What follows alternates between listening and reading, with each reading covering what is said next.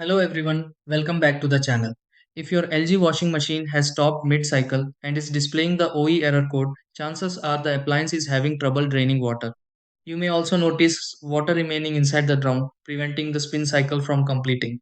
The OE error on an LG washing machine is commonly related to drainage restrictions, blocked filters, or temporary control issues. Fortunately, many cases can be resolved with a few simple checks at home. In this video, I'll walk you through several troubleshooting steps that may help eliminate the OE error and restore proper draining on your LG washing machine. Try these. Step 1. Pause the cycle on the LG washing machine and allow the remaining water to settle inside the drum.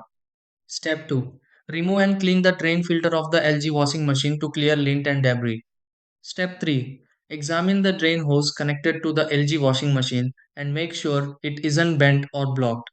Step 4. Unplug the LG washing machine for several minutes to reset the electronic controls.